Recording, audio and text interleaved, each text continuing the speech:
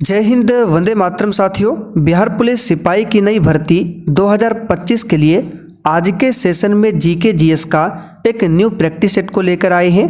तो साथियों, अगर आप भी बिहार पुलिस नई भर्ती 2025 की तैयारी कर रहे हैं तो आप लोग पूरा प्रैक्टिस सेट को लगाइए और इस प्रैक्टिस सेट में आप कितने स्कोर कर पाते हैं आपको सेशन के लास्ट में कमेंट करके बताना है। तो चलिए इसी के साथ आज के इस क्लास को स्टार्ट करते हैं। तो साथियों, पहला क्वेश्चन देखिए, यूरोपीय संघ का मुख्यालय कहाँ पर है? पेरिस में, लंदन, ब्रुसेल्स या फिर डी रोम में। और देखिए साथियों, अगर आपको इन सेट में किसी भी क्वेश्चन का आंसर पहले से आता हो तो आप सभी नीचे कमेंट बॉक्स में अपना अपना आंसर बता सकते हैं। तो इस क्वेश्चन का आंसर अगर आपने ऑप्शन सी को टिक किया है तो आपका बिल्कुल सही जवाब है। यूरोपीय संघ का मुख्यालय कहाँ पर है? ब्रुसेल्स में। और देखिए, जो भी साथी चैनल पर पहली बार आए हैं, अगर आपको सच में बिहार पुलिस की तैयारी करना है तो इसके लिए इस चैनल पर डेली 2 क्लास दिया जाता है। एक आपका साइंस का प्रैक्टिस सेट है जो कि शाम 7:30 बजे चलता है, और दूसरा आपका मिक्स प्रैक्टिस सेट है, ये आपको रात 8 बजे मिलेगा। मिक्स प्रैक्टिस सेट में आपका हिस्ट्री, पॉलिटी, ज्योग्राफी, इकोनॉमिक्स और हिंदी व्याकरण के प्रश्न कराए जाते हैं, और साइंस में फिजिक्स, केमिस्ट्री और बायोलॉजी। तो टाइमिंग को आप लोग ध्यान रखिए। अगला क्वेश्चन देखिए, गठबंधन सरकार की पकड़ प्रशासन पर किस प्रकार की होती है? सही आंसर है ढीली पकड़ होती है। जो भी गठबंधन की सरकार होती है प्रशासन पर ढीली पकड़ होती है। यहाँ पर बी ऑप्शन आपका सही आंसर है। चलिए तीसरा क्वेश्चन देखते हैं, लिच्छवी बिहार के किस जिले में स्थित है? तो साथियों, लिच्छवी की बात करें, ये बिहार के किस जिले में स्थित है? इसका आंसर हो जाएगा वैशाली में। ये क्वेश्चन आपके एग्जाम के लिए बहुत ही ज़्यादा इंपॉर्टेंट है, ध्यान रखिएगा। तो लिच्छवी जो है बिहार के वैशाली में स्थित है। अगला क्वेश्चन देखिए, संघ राज्य की विशेषता इसमें से कौन सी नहीं है? तो साथियों, संघ राज्य की विशेषता जो है आपका सी वाला ऑप्शन हो जाएगा, एकहरी शासन व्यवस्था। ये संघ राज्य की विशेषता नहीं है। यहाँ पर सी ऑप्शन आपका सही आंसर है। चलिए क्वेश्चन देखिए 5, बिहार में संपूर्ण क्रांति का नेतृत्व किसने किया था? बिल्कुल टॉप लेवल का क्वेश्चन है, और अगर आपको हर एक क्वेश्चन को डिटेल में पढ़ना है तो क्लास में सब डिटेल में पढ़ाया जाता है 7:30 बजे और रात 8 बजे। तो बिहार में संपूर्ण क्रांति का नेतृत्व जो है जयप्रकाश नारायण ने किया था। यहाँ पर डी ऑप्शन आपका सही जवाब है। साथियों, जयप्रकाश नारायण को लोक नायक की उपाधि दी गई है। अच्छा, लोकमान्य की उपाधि किसे दिया गया है? तो बाल गंगाधर तिलक को। चलिए अगला क्वेश्चन देखिए, इन्फ्लुएंजा को अधिक प्रचलित रूप में जाना जाता है। और साथियों, आप लोग मोबाइल नंबर लिख लीजिए, व्हाट्सएप नंबर है 9631887058। बिहार पुलिस के लिए न्यू बैच आपका स्टार्ट हो चुका है। अगर आपको बैच के बारे में जानकारी चाहिए तो इस पर आप लोग मैसेज कर सकते हैं। तो साथियों, इन्फ्लुएंजा यानी कि H1N1, इसको अधिक प्रचलित रूप में जाना जाता है स्वाइन फ्लू के रूप में। यहाँ पर बी ऑप्शन आपका सही जवाब है। एक होता है बर्ड फ्लू, ये क्या है?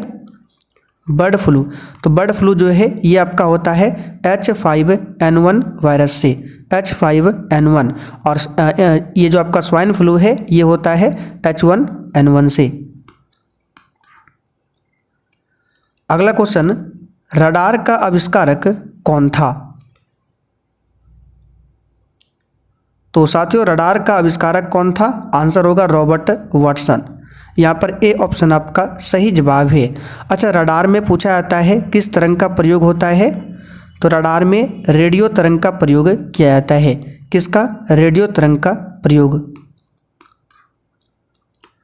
अगला क्वेश्चन, मनुष्य में एफ्लाटॉक्सिन खाद्य विषाक्तन द्वारा सामान्यतः कौन सा अंग प्रभावित होता है? सही आंसर है यकृत डैमेज होता है। साथियों, यकृत की बात करें, मानव शरीर की सबसे बड़ी ग्रंथि है और यहीं से निकलता है पित्तरस। जो कि पित्ताशय में जाकर स्टोर होता है।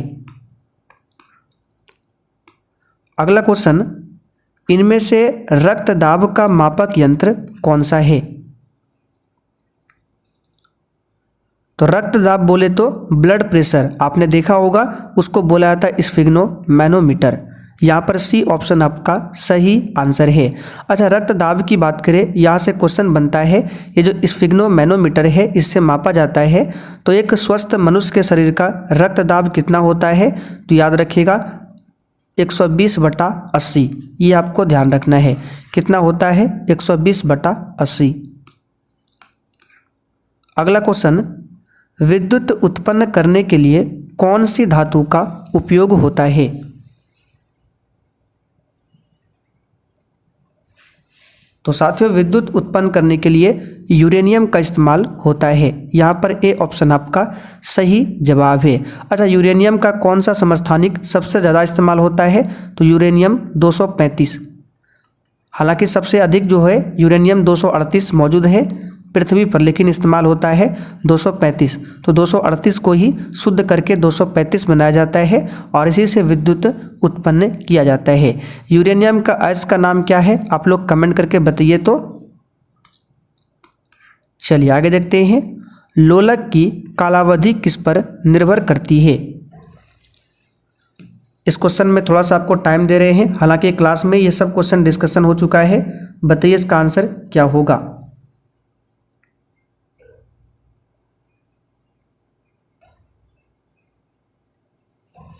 तो देखिए इस क्वेश्चन का आंसर आपका क्या हो जाएगा।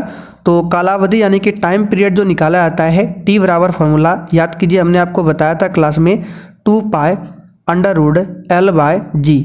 तो टी जो है ये एल पर डिपेंड करता है और जी पर। तो यहाँ पर देख लेते हैं, द्रव्यमान के ऊपर निर्भर करती है। तो सूत्र में तो कहीं भी द्रव्यमान यानी कि m का जिक्र नहीं है, तो ये आंसर होगा नहीं। लंबाई के ऊपर निर्भर करती है, बिल्कुल लंबाई यहाँ पे देखिए L लिखा हुआ है, तो आंसर बी हो जाएगा। समय के ऊपर, समय तो यहाँ भी नहीं है।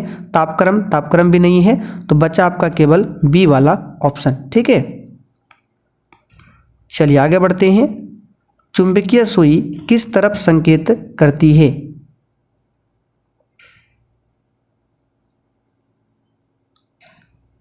तो यहाँ पर इसका आंसर हो जाएगा नॉर्थ की तरफ। चुंबकीय सुई जो है हमेशा नॉर्थ की तरफ संकेत करती है। चलिए, भारत में दीर्घकालिक राजकोषीय नीति की घोषणा किस वित्त मंत्री द्वारा की गई थी? तो याद रखिएगा बीपी सिंह के द्वारा किया गया था। किसके द्वारा? बीपी सिंह के द्वारा। अगला क्वेश्चन, निम्नलिखित में से सबसे अधिक इलेक्ट्रॉन बंधुता वाला तत्व कौन सा है? इस क्वेश्चन को भी बहुत ही अच्छे तरीके से हमने क्लास में आपको समझाया था। विद्युत इलेक्ट्रॉन बंधुता वाला तत्व, तो सबसे अधिक इलेक्ट्रॉन बंधुता वाला तत्व होता है क्लोरीन, और सबसे अधिक विद्युत ऋणात्मकता वाला तत्व पूछे तो आपका फ्लोरीन। बाकी क्लोरीन, फ्लोरीन, आयोडीन, ब्रोमीन, ये सभी क्या होता है? तो हैलोजन ग्रुप का ये सभी है, हैलोजन ग्रुप। और हैलोजन ग्रुप को आवर्त सारणी में वर्ग नंबर 17 में रखा गया है, और वर्ग 18 में अक्रिय गैस, जिसे नोबल गैस भी बोला जाता है, इनर्ट गैस भी बोला जाता है, तो वर्ग नंबर 18 में रखा गया है इनर्ट गैस। इनर्ट गैस में आपका क्या क्या आता है? Helium, neon, argon, radon, xenon, krypton, ये सभी क्या है? आपका इनर्ट गैस है। चलिए आगे देखिए, एल्युमिनियम को किस विधि द्वारा शुद्ध किया जा सकता है? और देखिए प्रश्न के साथ जो भी एक्स्ट्रा क्वेश्चन को हम बता रहे हैं, ये सब कुछ लिखकर आपके लिए नोट्स तैयार कर रहे हैं। सारा नोट्स भी आपको एप्लीकेशन पर मिल जाएगा, तो नंबर हमने लिखा दिया है, मैसेज करके पूछ सकते हैं नोट्स के बारे में। तो एल्युमिनियम को किस विधि द्वारा शुद्ध किया जाता है? इसका आंसर हो जाएगा आपका ऑप्शन कौन सा बताइए? चलिए, विद्युत अपघटन के द्वारा। यहाँ पर सी ऑप्शन सही है। यूरोपा निम्न में से किस ग्रह का उपग्रह है? चलिए इस पर भी स्टार मार्क लगा लीजिए। सही आंसर है ऑप्शन बी, बृहस्पति ग्रह का उपग्रह है यूरोपा। टाइटन पूछा जाता है किसका है? तो शनि ग्रह का उपग्रह है टाइटन, जो कि सौर मंडल का दूसरा सबसे बड़ा उपग्रह है। ज्ञानीमीड पूछे किसका है? तो ज्ञानेमिड ये बृहस्पति का उपग्रह है जो कि सौर मंडल का सबसे बड़ा उपग्रह है और दूसरा सबसे बड़ा टाइटन है। अगला क्वेश्चन, शरद विषुव की स्थिति तब होती है, बताइए किस स्थिति को। तो एक होता है शरद विषुव और एक होता है वसंत विषुव। तो शरद विषुव पूछे तो आपको आंसर करना है 23 सितंबर। वसंत विषुव पूछे आंसर करना है 21 मार्च। फिलहाल आंसर होगा डी ऑप्शन।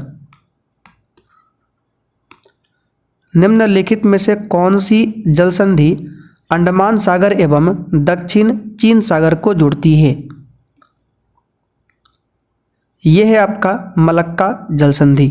ठीक है, क्या है, मलक्का जल संधि। अच्छा, पाक जल संधि की बात करें तो हमने आपको क्लास में समझाया था, भारत और श्रीलंका के मध्य में है। अगला क्वेश्चन, ग्रैंड कैनियन बांध किस नदी पर स्थित है। सही आंसर है कोलोराडो नदी पर है ग्रैंड कैनियन बांध। नील नदी की बात करें, यहाँ पर विश्व की सबसे लंबी नदी है, ये हम बता चुके हैं। नील नदी कहाँ से निकलती है, विक्टोरिया जलप्रपात से, और कहाँ जाकर गिरती है, तो भूमध्य सागर में। आगे देखिए, भारतीय मुख्य भूमि का सबसे दक्षिणतम बिंदु क्या है। तो भारतीय मुख्य भूमि का पूछा गया है। ठीक है, मुख्य भूमि का पूछा गया है, तो इसका आंसर ऑप्शन के अकॉर्डिंग देखें तो यहाँ पर देखिए ऑप्शन में हो जाएगा बी वाला ऑप्शन, कैप केमोरिन। ये जैसे भारत का नीचे साइड का मैप है तो ये हो गया आपका मुख्य भूमि, और यहाँ पर है सबसे दक्षिणतम कन्याकुमारी, और कन्याकुमारी में ही मिलता है कैप केमोरिन। अगर सिर्फ आपसे पूछे कि बताइए भारत का सबसे दक्षिणतम बिंदु, तब आपका आंसर होता इंदिरा पॉइंट, जो कि कहाँ पर है, अंडमान निकोबार में है, सबसे दक्षिण में है। लेकिन मुख्य भूमि का पूछे तब आपको आंसर क्या करना है, कन्याकुमारी, और कन्याकुमारी में ही है कैप केमोरिन। तो आंसर क्या हो जाएगा, बी ऑप्शन, कैप केमोरिन, ध्यान रखिएगा। अच्छा, इंदिरा पॉइंट की बात करें तो हमने बता दिया ये कहाँ मिलेगा आपको, अंडमान निकोबार में। इंदिरा कॉल पूछे जो सी ऑप्शन में है, ये सबसे उत्तरी बिंदु है, ध्यान रखिएगा।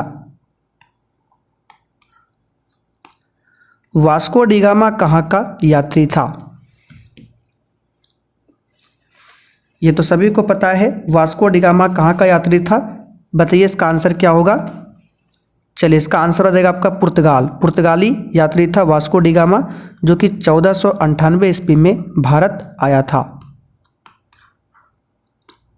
यूरोप वासियों ने दिशा सूचक यंत्र का प्रयोग किनसे सीखा।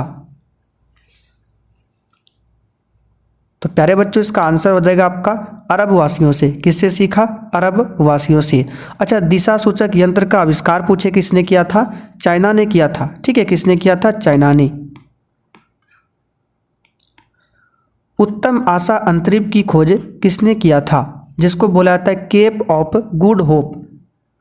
तो इसकी खोज जो है किसने किया था, बार्थोलोम्यू डियाज ने। यहाँ पर 23 के लिए आंसर हो जाएगा डी ऑप्शन, बार्थोलोम्यू डियाज। और ये साउथ अफ्रीका के क्या थे, यात्री थे, कौन, तो बार्थोलोम्यू डियाज। चलिए आगे देखते हैं, कस्तूनतुनिया का पतन किस वर्ष में हुआ था। ये क्वेश्चन इस बार बिहार पुलिस में शायद ये क्वेश्चन आया था। तो इसका आंसर हो जाएगा 1453 में कस्तूनतुनिया का पतन हो गया था। कस्तूनतुनिया की बात करें, ये तुर्की में था। कहाँ पर था, तुर्की में। उस समय तुर्की को क्या बोला जाता था, एशिया माइनर।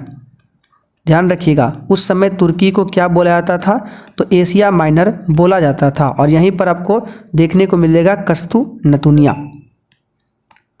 चलिए, किस घटना ने 1453 में यूरोप व्यापारियों के लिए कस्तूनतुनिया के मार्ग से व्यापार करना असुरक्षित बना दिया।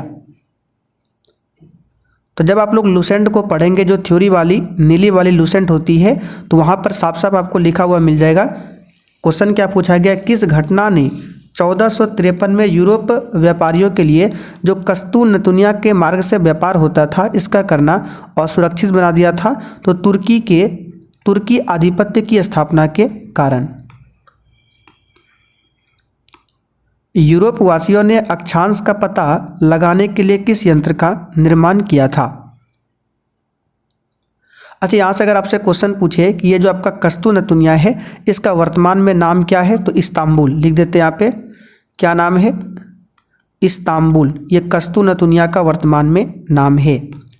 चलिए, इस क्वेश्चन का आंसर क्या हो जाएगा? B option, astrolabe. आगे बढ़ते हैं। पुर्तगालियों ने एक नई किस्म के हल्के और तेज चाल में चलने वाले कौन से जहाज बनाए थे? आंसर है कैरावल नाम का जहाज। यहाँ पर बी ऑप्शन आपका सही जवाब है। आगे देखते हैं। श्रीलंका कब आज़ाद हुआ था?